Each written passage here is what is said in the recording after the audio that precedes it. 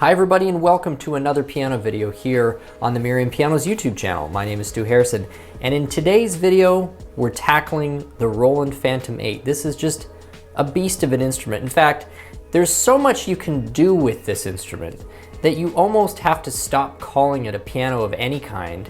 It is a workstation technically, but it's a synth, it's a sequencer, it's a compositional tool, it's so many things that you just can't really refer to it as a digital piano in any way, shape, or form. It's its own beast that just happens to be controlled by these 88 notes.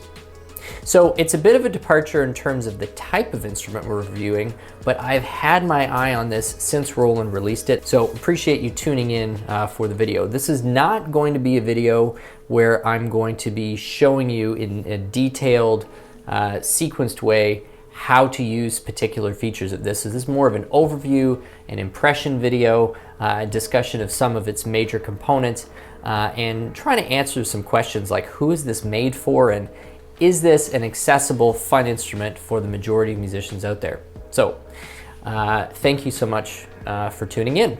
If it's the first time that you have found us here on the channel, we'd really appreciate if you did subscribe either now or at any point during the video, and hit that notification bell as well so you know every single time we come out with a future video. So without further ado, let's dive right in with Roland's FANTOM 8 right away.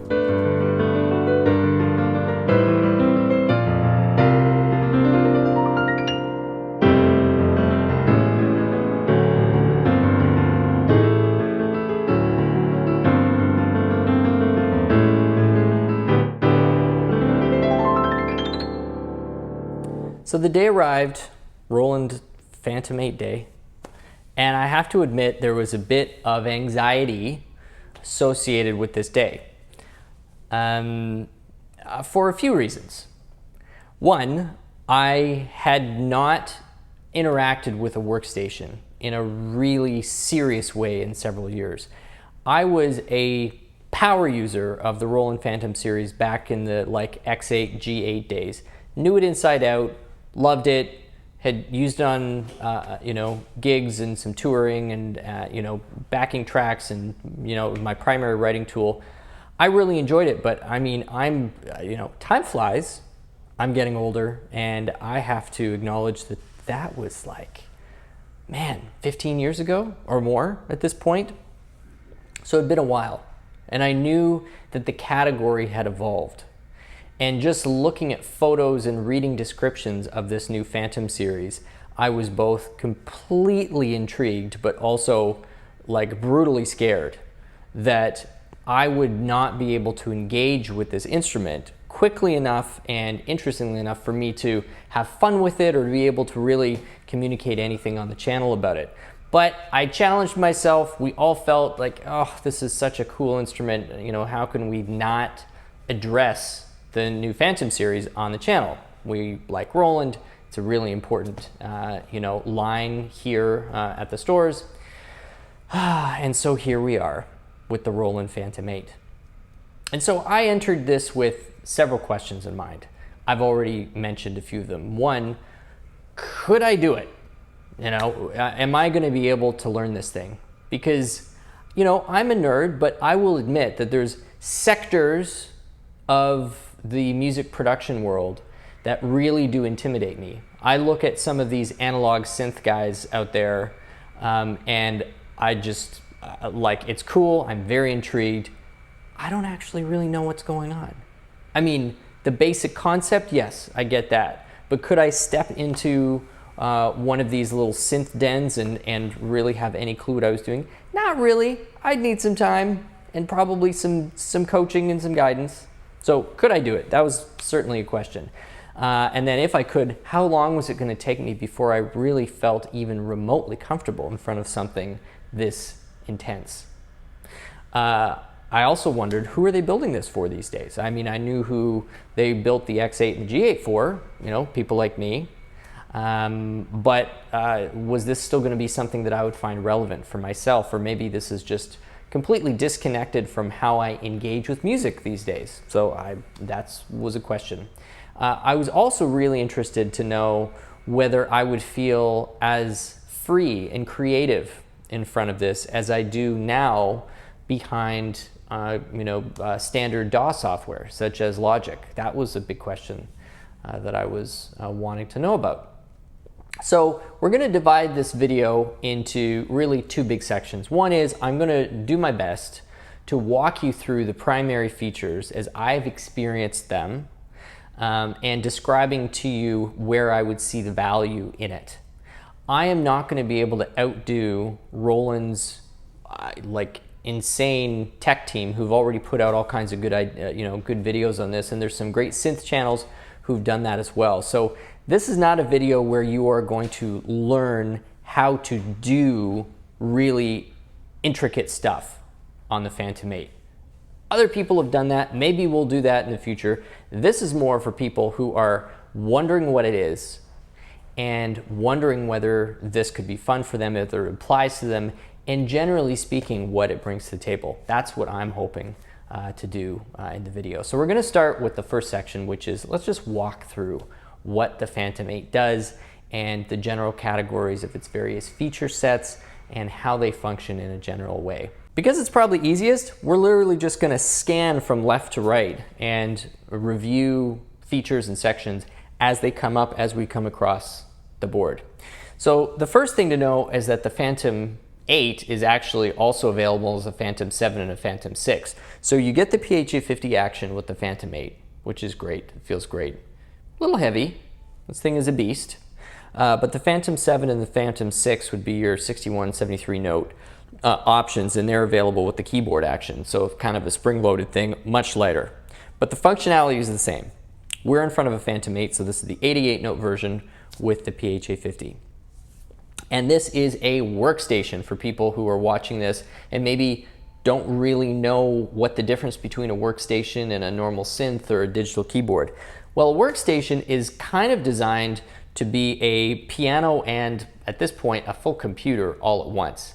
This is something where you can record at a very complex level, sample at a complex level, really craft sounds, craft music, and also have a bit of a control center for both live production as well as possibly, in the middle of a home studio rig.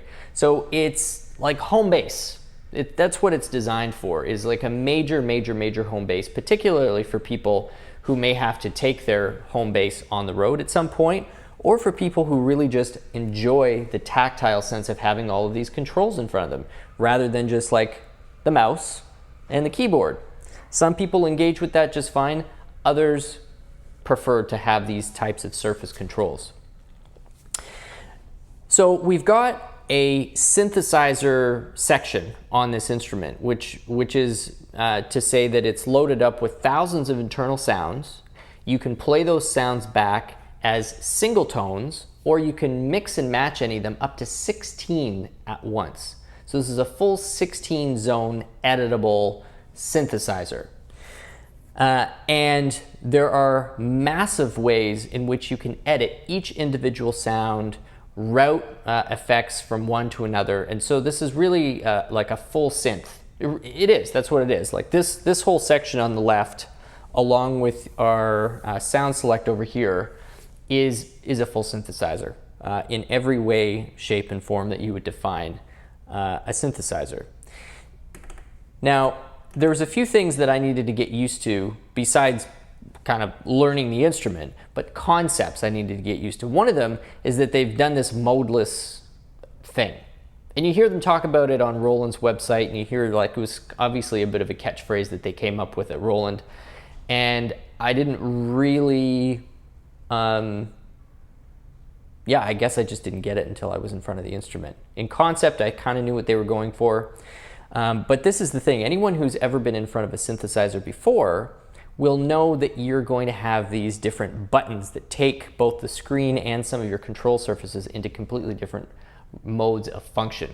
Like you'll be in a sequencer mode, or you'll be in a tone mode, or you'll be in a rhythm mode, and it completely changes how you have to interact with the instrument. So you're almost learning 3 different instruments or 4 different instruments. So when they say modeless, that's, literally what they're talking about. It means that at any given moment, you always have these 16 tracks in which you can assign sounds to. At any point, you can decide to go into your sequencer where those 16 track tones can be recorded using TR record or pattern record, and we'll get to that in a little while. At any point, you can jump into the 16 tracks and assign effects, edit those tones. So there is no jumping around. There is no such thing as sequencer mode. There is no such thing as like multi-track mode or single. It's just everything is active all the time. And it really helps to learn the instrument a lot faster because you don't feel at any point like you've suddenly been taken off into a completely different area of the instrument that's disconnected from where you thought you just were. Everything is really just different windows looking into the same stuff at all times. So I really liked that. This is also equipped with both vPiano technology, their new zen-core technology.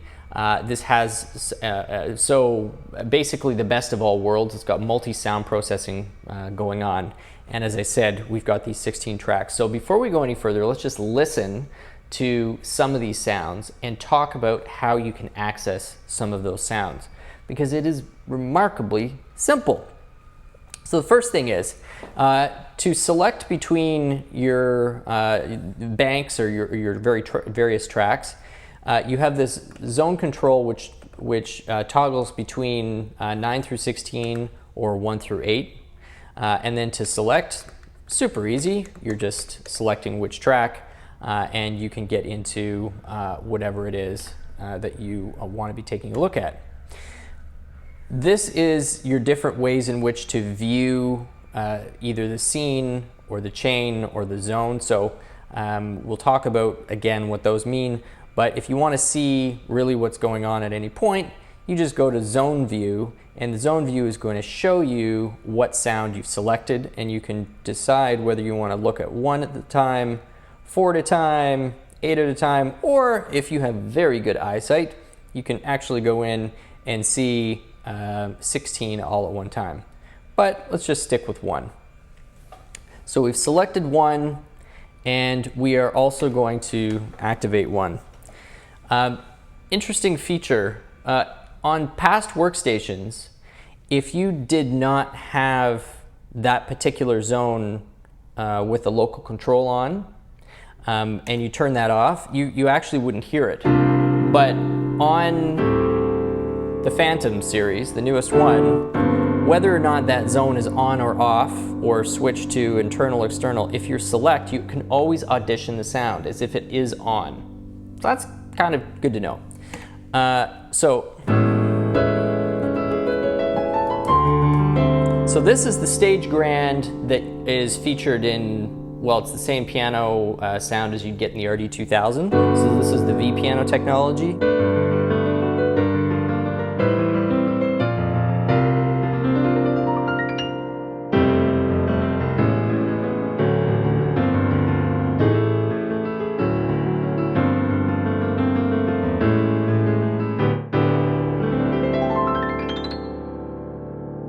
And right along the bottom, without having to do anything, you've already got some of those vPiano parameters that you have the option to manipulate. So you've got lid, string resonance, damper resonance, key off resonance.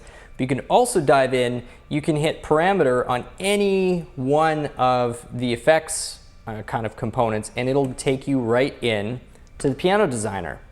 Because I guess they don't want you throwing like LFOs on the vPiano stuff. You could always do it, I guess, through the master effects, but it's not how the sound is built, so it takes you automatically to the piano designer. And that's where you're gonna get lid, string resonance, damper resonance, soundboard resonator. Oh, that's interesting.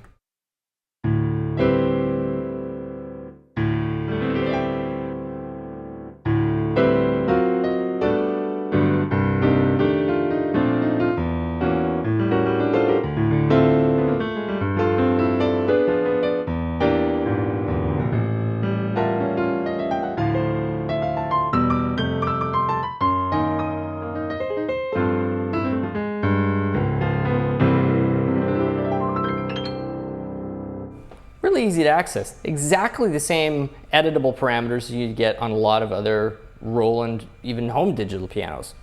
Crammed right into the Phantom. You've got the option to individually tune notes, and you can see that there's some stretch tuning going on here.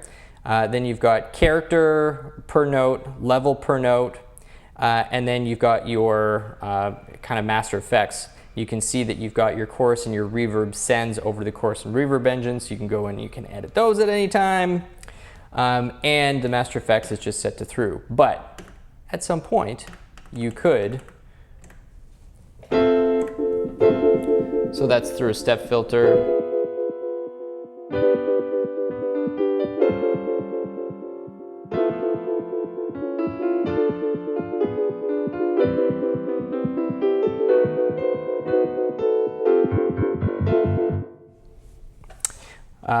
Etc., etc.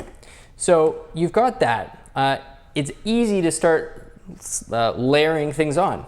So let's say we want to add a second voice, and we want that second voice to be some sort of a keyboard, or let's say an E-piano.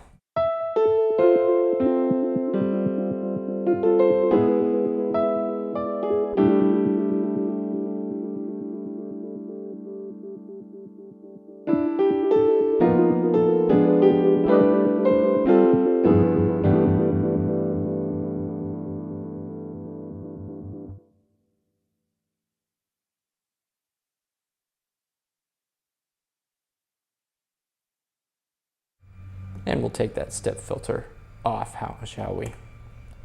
Yeah, so let's say we've got, and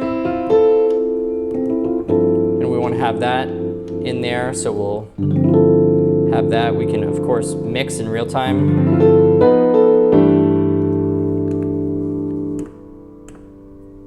And let's have this be something with some sort of a bell on it, just so we can kind of hear that.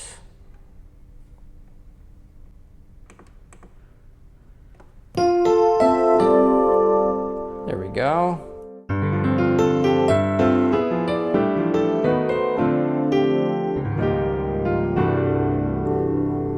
And then let's add a third sound. And let's have that third sound be some sort of a pad.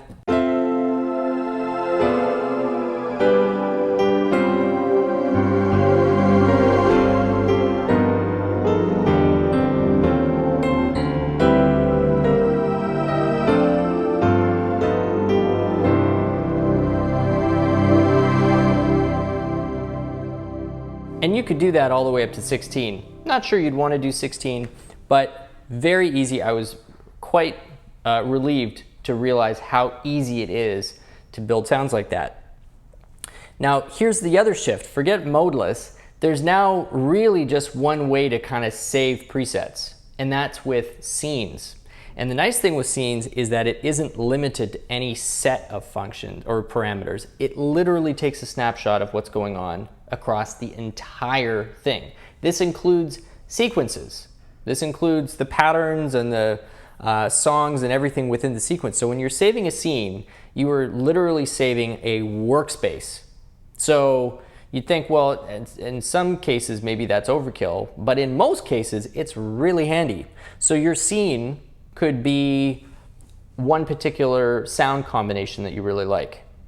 Your scene could be a sound combo that you really like that you're going to play live, but you've got some backing tracks that you're also going to be playing at that time. So it's a song within a live set. You're going to have that going on. It could be specific samples that you've got assigned to the pad or over here. Like, it's everything. So if we wanted to save that, we would simply save that as a scene. Now, as we keep coming over, we get into the display. And let me say the display is really great because it's touch display. This is kind of a standard thing these days, but it really is nice to see something that easy to use. So we were just talking about scenes, and they have a huge number that are already preloaded. So that's kind of nice to see. You can color code them, you can name them whatever you want to, and it actually already gives you a bit of a clue as to what's contained within that scene. It'll tell you the level, the volume level that's been set, which is really handy if you're going from one to the other. Does it contain patterns? Does it contain a song? So here's a song level 85, and let's just see what that's about.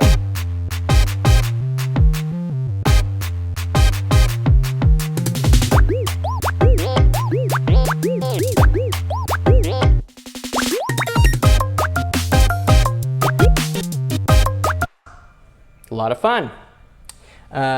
What's more, we can actually go right into the patterns that are contained within that scene, and that's a really good excuse for us to actually get into discussion on the sequencer.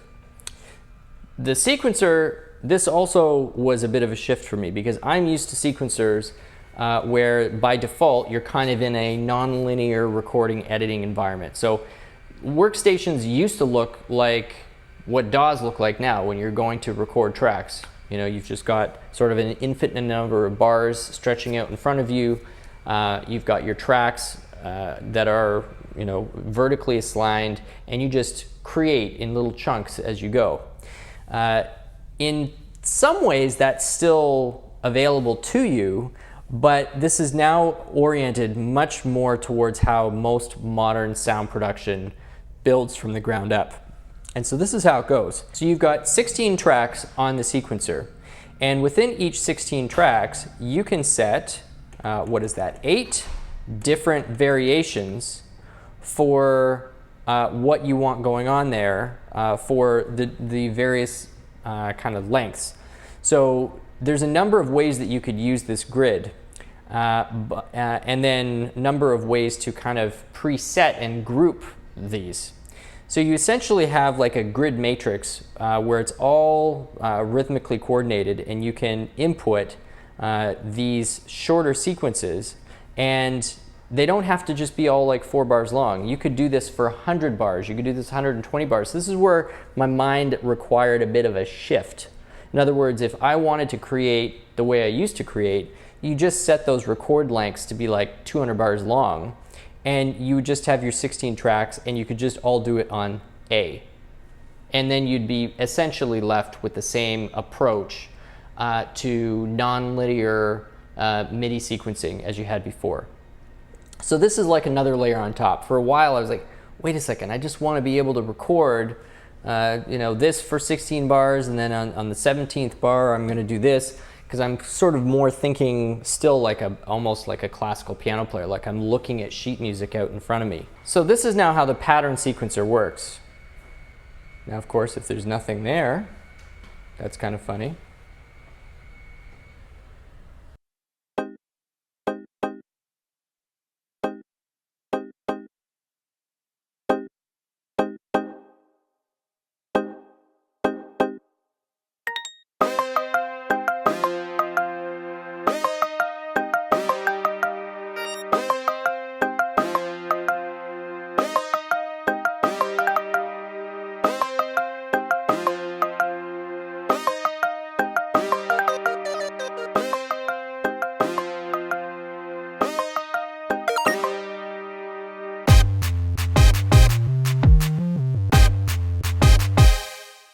It's so much fun. So you can cue entire rows.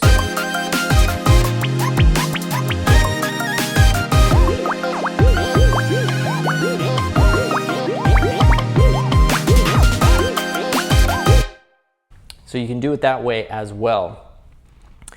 So the number of possibilities and the amount of opportunities you have to surprise yourself is infinitely greater than me working with a DAW in kind of that traditional MIDI piano roll editor, you know, with regions. Because that's great if you know exactly what you want to create. But this allows for so many more unexpected, happy coincidences, mixing and matching different textures as you're creating them. And then as you find those combinations, you're able to commit those to groups. And then once you've committed each of those combinations to groups, then you can actually commit those to song and plunk them into whatever order you want to. So if you want to know more about how to you know, see that in action, I've figured out how to do it, but there are other people out there who are doing that infinitely better. So if that's a feature you like, you know, go and investigate that to your heart's content. There is a couple of other really cool things that I've found on here. Motional pad. This allows you to, in sort of a graphical user interface, mix and match between 4 different sounds.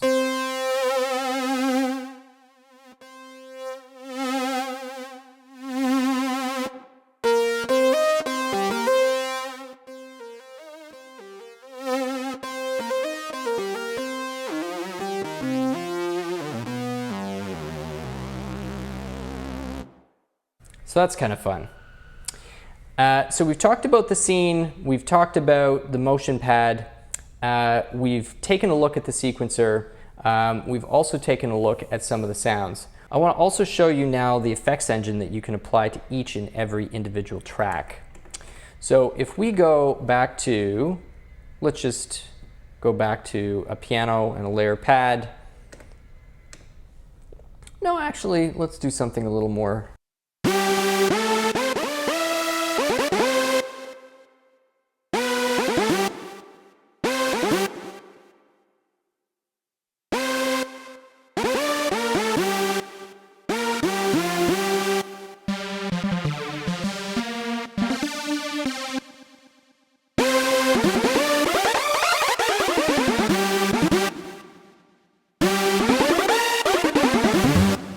So let's say we want to get into the effects on that first track. We've got an oscillator that we can access. We've got the filters that we can access. And the nice thing is no matter which one you press here, you're really just, it kicks you into the same menu. So you're in tone edit mode. And that's where you can hit up the structures, oscillator type, oscillator parameters, pitch control, pitch envelope, filter, filter envelope, amp, amp envelope. It's just kind of crazy. This is giving you just an extreme level of control over the synthesis of the sound and the affecting of the sound. And a lot of this, of course, you can assign to these knobs, which makes it so much more intuitive how to edit those sounds. So trust me when I say that this is an unlimited number of possibilities when it comes to editing the sounds. I am not going to claim to be an expert on how to manipulate some of those parameters or how to get common sounds and common settings. I just haven't spent that much time with it. But the cool thing is it seems so easy to access that I could see myself getting lost in there and really having a lot of fun. Maybe becoming a little less intimidated by this whole synth world. Finally, we've got our pad over here. And this was always something I loved about the first Rolands. So you've got a number of different modes that you can put on the pads. And if you go pad mode, you can select exactly what that is. You've got sample pad, you've got note pad. You know, don't even know what that is. DAW control, zone mute, that's actually really quite handy. Zone solo, rhythm pattern.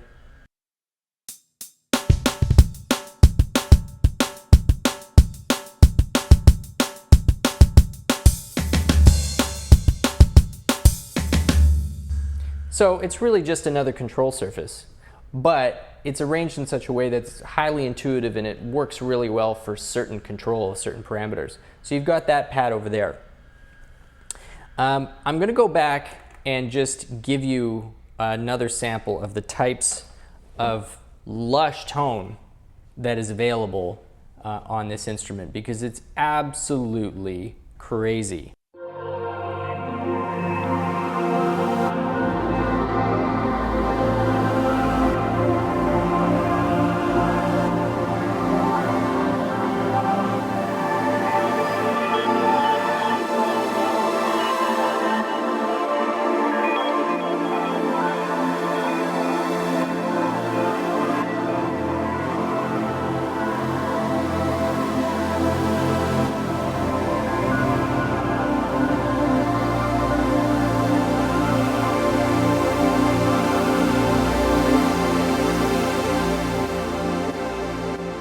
There's so much going on there. It's gorgeous. You'll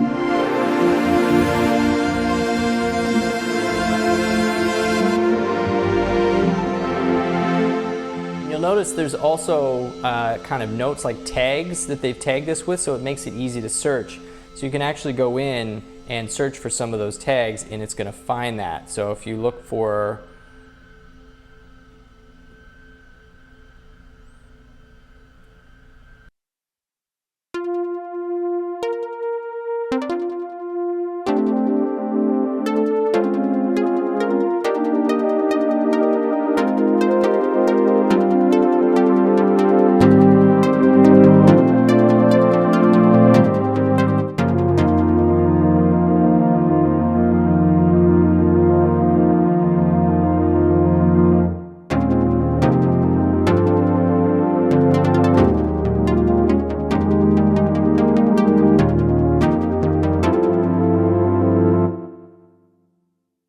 I particularly found the drum pattern to be very useful. This is something that I could see being a big part of quickly getting down a functional sequence.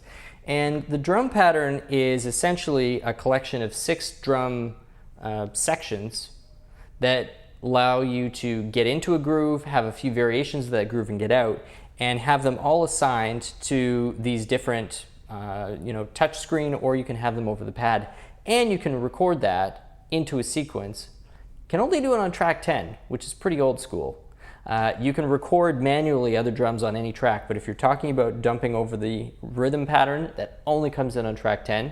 I made the mistake of trying to record the rhythm pattern, and I was only looking at the first tracks 1 through 8 and thinking like, why isn't this recording?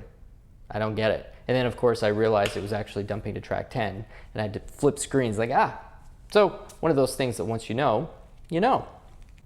And then the last thing in terms of features I'm going to mention is the insane level of integration this has with DAWs.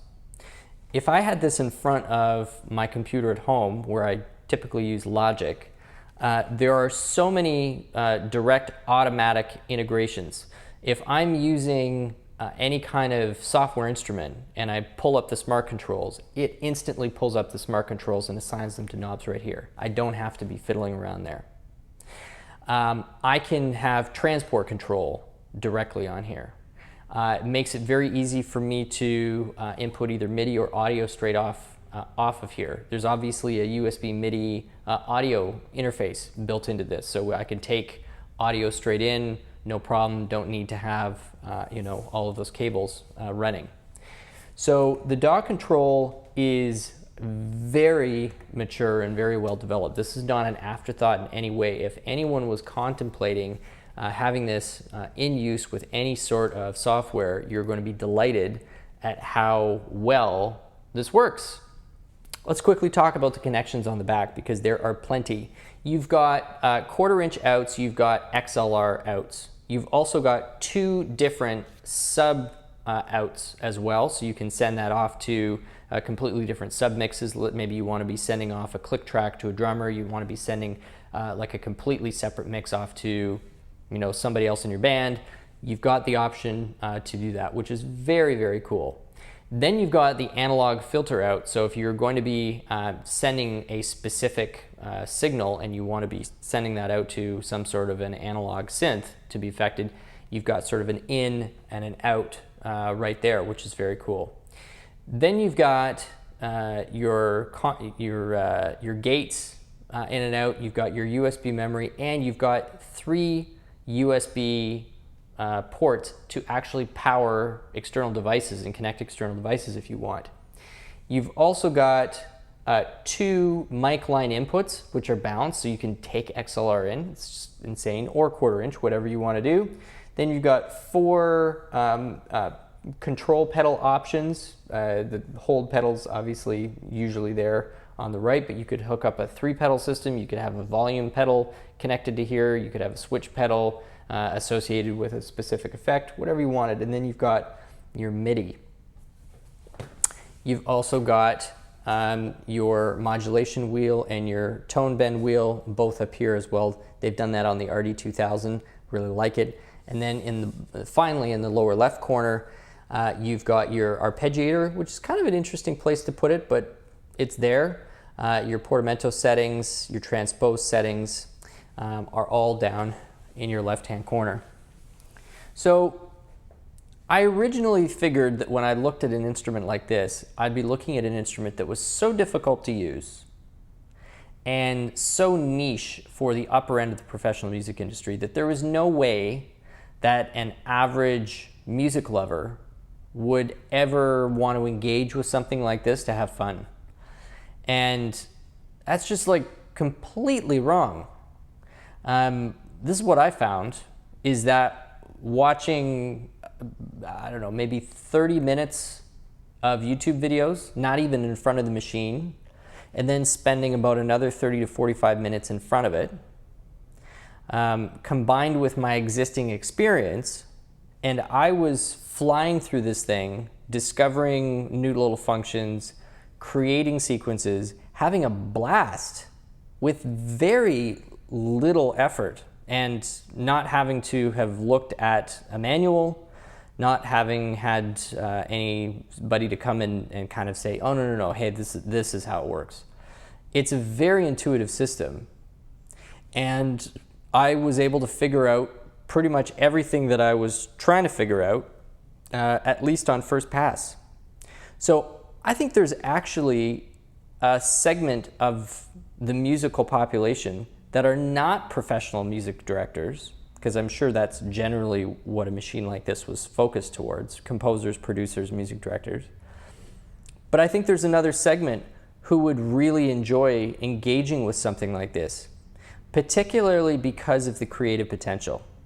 So even casual songwriters, or somebody who doesn't even think of themselves as a songwriter, but just really loves creating and playing around with their own sonic spaces, I think would have a blast engaging with the pattern sequencer, would have a blast engaging with, the rhythm pattern player, and just exploring the thousands of beautifully lush sounds that are on the instrument.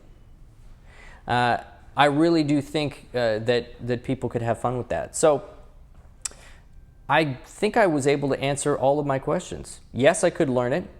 No, it didn't take me very long. Who's this for? Well, I think we know the obvious answer is for top-end professionals, but I think this also could be for people who just are a little techie in nature and love fiddling with this stuff. It's not such a high threshold of knowledge that people with sort of a medium musical background or foundation couldn't have fun with this. So that's my first take on the Roland FANTOM 8. Hope you have really enjoyed going through this little mini tour discussion with me on this instrument. I hope if you wander into a piano store anywhere and there's one of these sitting there, take 15 minutes out of your day and just appreciate what a beautifully crafted instrument this is. It's really cool. And please leave a comment and subscribe if you've enjoyed what you have seen and you've been entertained. We'd love to have you back as a regular commenter. Thank you so much for watching. My name is Stu Harrison, and we'll see you again soon.